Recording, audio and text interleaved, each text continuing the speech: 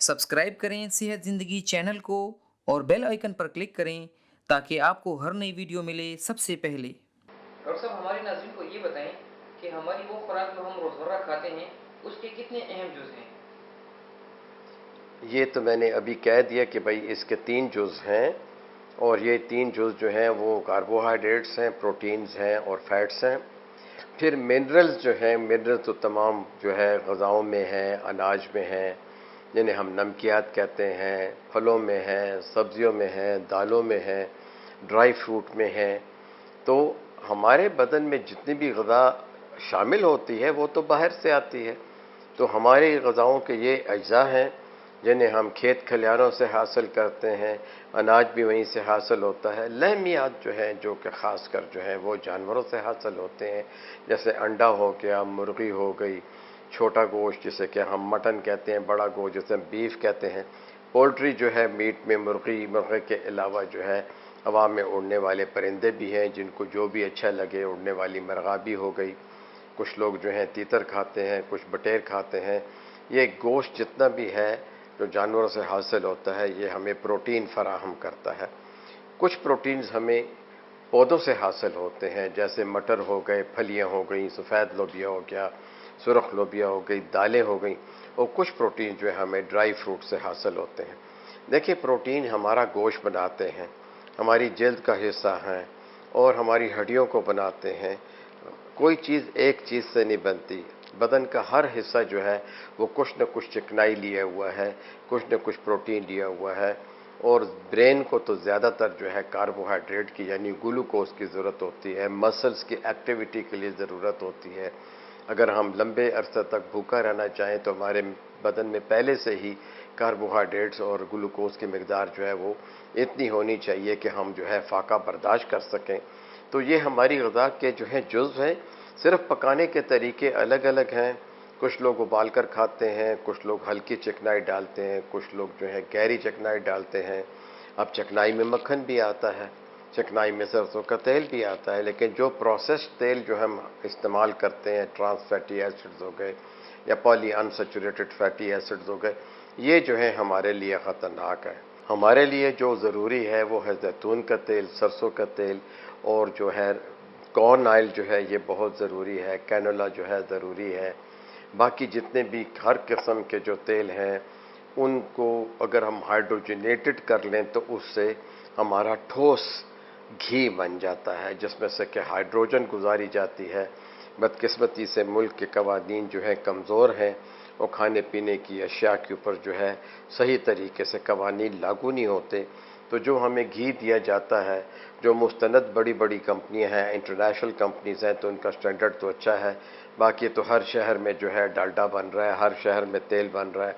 और आपने सुना होगा कि जानवरों की जो है फुजलात जो हैं जो आते हैं उनसे जो है वो जानवर की जो बाकियात की जो चर्बी होती है जो जल्द के नीचे होती है, इससे भी लोग जो है घी बना लेते हैं। हालांकि ये जो चिकनाई होती है इस चिकनाई से तो साबुन बनता है, लेकिन हमारे बदकिस्मती से जो है मुनाफाखोर कुछ लोग जो हैं वो जो है स्टैंडर्डाइज घी नहीं देते, स्टैंडर्डाइज ऑयल नहीं देते, जिसकी कि पूरी की पूरी जिम्मेवारी जो है हुकूमत वक्त पे आयद होती है और साथ ही में उन इदारों पे जो कि फूड या खुराक की निगरानी करते हैं।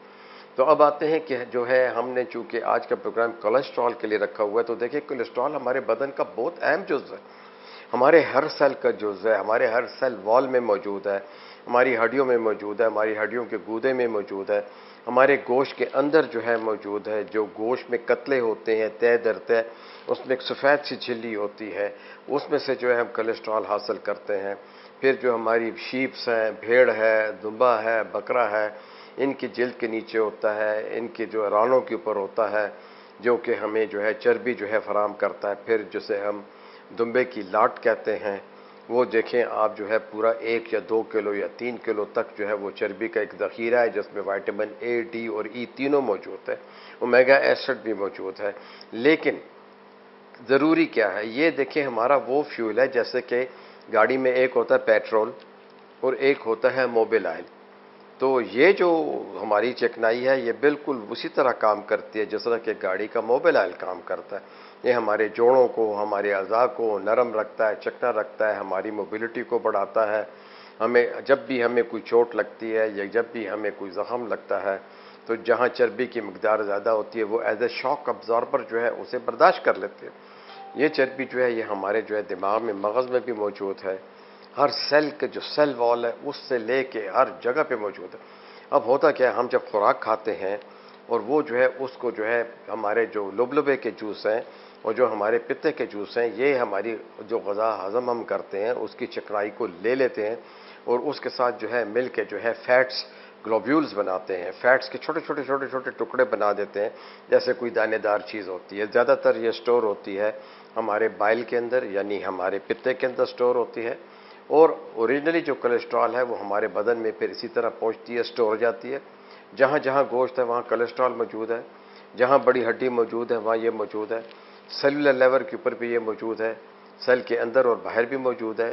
फैट ग्लोब्यूल्स होते हैं, ये बहुत से काम करती है। लेकिन ये समझ लें कि ये है क्या चीज़, ये हमें तवानाई बख्शती है, साथ ही साथ में मौसम के अच्छे बुरे असरात से बचाती है, हमारे बालों को कुदरती जो है चिकनाई देती है, जल्द में चमक पैदा करती है, जल्द को मुख्तलिफ सूखीपन की जो एक्जिमा जो होता है, ड्राई एक्जिमा जो होता है उससे बचाती है। जोड़ों की तकलीफ में भी जो है इसका अमल है, गरज के हर जगह इसका अमल है। अब आते हैं कि और कौन सा ऐसा चीज़ है, जैसे कि आजकल हर नौजवान कोलेस्ट्रॉल कम करने के लिए लगा हुआ है। ये बहुत गलत बात है। नौजवानी में जबकि आपकी उम्र ऐसी होती है कि जब आप शादीशुदा होते हो और आप जो है आपके तौलीदी निज़ाम को जो है अच्छे हार्मोन्स की ज़रूरत होती है, तो यही कोलेस्ट्रॉल आपको वो हार्मोन्स फराहम करती है। तो इससे ये ज़ाहिर हुआ कि हमारे बदन के अंदर जो हार्मोन्स हैं और हार्मोन्स को चलाने फिराने उन कामों को अच्छा रखने में भी कोलेस्ट्रॉल का एक रोल है। लेकिन कोलेस्ट्रॉल बढ़ती कैसे है? तो कोलेस्ट्रॉल बढ़ती है कि जब हम काहिल हो जाते हैं, सुस्त हो जाते हैं, ओवरवेट हो जाते हैं, नशा करते हैं, वो बसियारखोरी करते हैं, चिकना बहुत खाते हैं, बारबेक्यूज़ बहुत खाते हैं, फास्ट फूड बहुत खाते हैं, तो फिर हमारे बदन में जो है इसकी मिकदार बढ़ना शुरू हो जाती है।